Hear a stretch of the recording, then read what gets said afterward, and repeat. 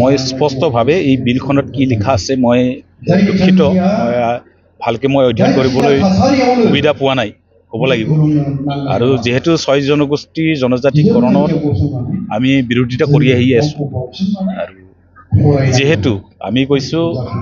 existing যেটো 14টা জনগোষ্ঠীক tribal দিয়া হৈছে আমাৰ সৰ্বমুঠ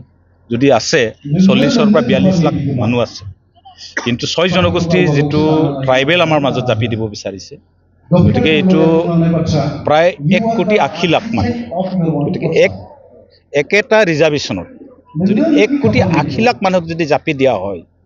যেতিয়া বৰ্তমান বৰ্তি থকা যিমান নেকি জনজাতি লোক আছে তেওঁলোকৰ অস্তিত্ব যে হেৰাই যাব এইটো নিশ্চিত গতিকে আমি বিৰোধিতা কৰিছো আমি কৈছো তেওঁলোকক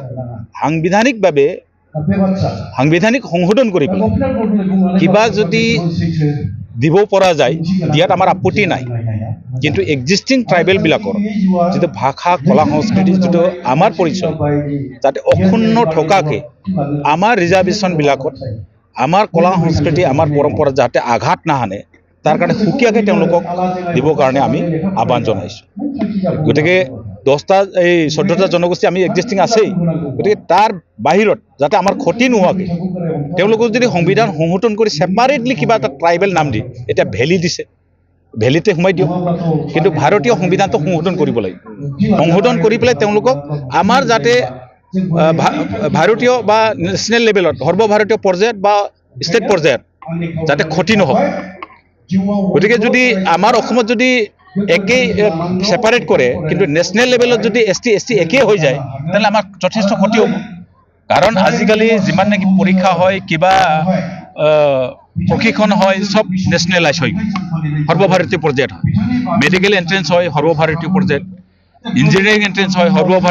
সৰ্বভাৰতীয় পৰ্যায়ত আজি মিনা জনগোষ্ঠীক আমি সোমাই লোৱাৰ পিছত 34% মিনা জনগোষ্ঠীয়ে অকুপাই কৰিছে সৰ্বভাৰতীয় পৰ্যায়ত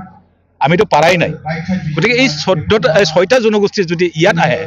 সৰ্বভাৰতীয় পৰ্যায়ত তেওঁলোকে এই 2 কোটি মানুহে সম্পূৰ্ণভাৱে তেওঁলোকে দখল কৰিলে গতিকে সৰ্বভাৰতীয় পৰ্যায়ত মেডিকেলে হওক ইঞ্জিনিয়াৰিং হওক চাকৰি বাকৰি হওক আমি সম্পূৰ্ণৰূপে বঞ্চিত গতিকে সংবিধানিকভাৱে সংবিধানটো সংশোধন কৰি পেলাই এই সংবিধানটো সংশোধন কৰি পেলাই সেপাৰেটলি কি নামকৰণ দি পেলাই ভেলি দিয়ে না কি দিয়ে কি নাম দি পেলাই তেওঁলোকক সুকিয়াকে কি সুবিধা দিয়ে জনজাতিৰ নামত যাতে আমাৰ লগত কোনো কিবা নাথাকে ইফেক্ট নহয় হেতু আমি বিচাৰিছো সংযুক্ত বড়ো গণমঞ্চৰ পৰা আমি হেতু বিচাৰিছো